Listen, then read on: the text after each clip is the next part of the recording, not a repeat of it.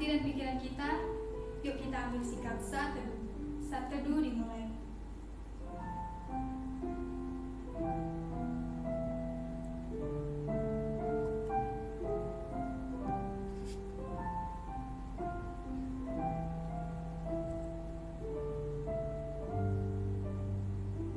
Saat teduh selesai.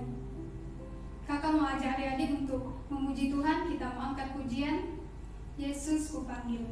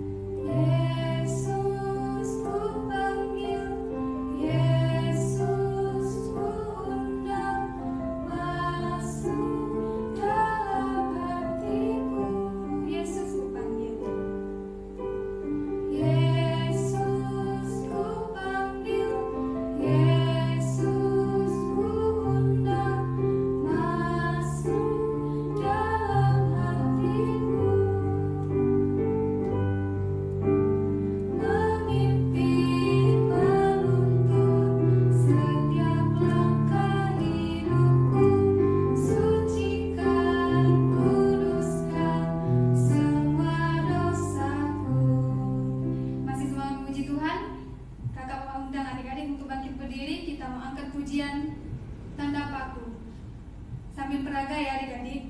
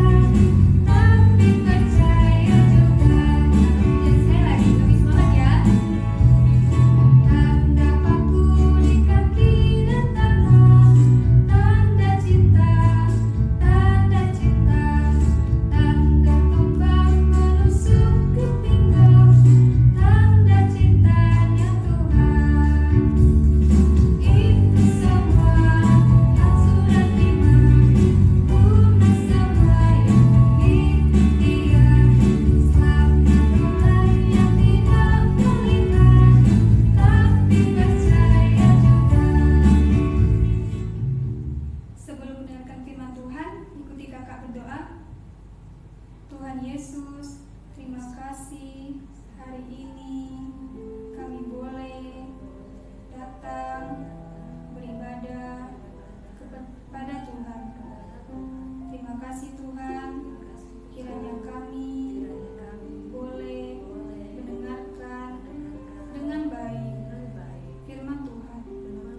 Terima kasih Tuhan, kami serahkan doa ini hanya ke dalam tangan Tuhan, hanya di dalam nama Tuhan Yesus kami sudah berdoa. Amin. Adik-adik dipersilakan duduk. Nah, bercerita tentang Paskah yang terdapat di Matius pasal 27 ayat 1 sampai 66. Dengarkan kisahnya ya. Adam dan Hawa tidak taat kepada Allah. Mereka diusir keluar dari Taman Eden. manusia berdosa tidak bisa mendekat kepada Allah. Para nabi bernubuat akan datangnya Mesias. Lahirlah Tuhan Yesus di kota Bethlehem, Israel. Dialah yang akan menebus dosa manusia. Tuhan Yesus menyembuhkan orang buta. Tuhan Yesus juga membangkitkan orang mati. Tuhan Yesus mengasihi semua orang, termasuk adik-adik dan kakak. Tuhan Yesus menyembuhkan banyak orang sakit. Tuhan Yesus menyatakan bahwa Dia adalah Allah, tapi orang yang tidak percaya menangkapnya. Tuhan Yesus dihukum dan disiksa adik-adik. Tuhan Yesus dipaksa membawa kayu salib yang berat.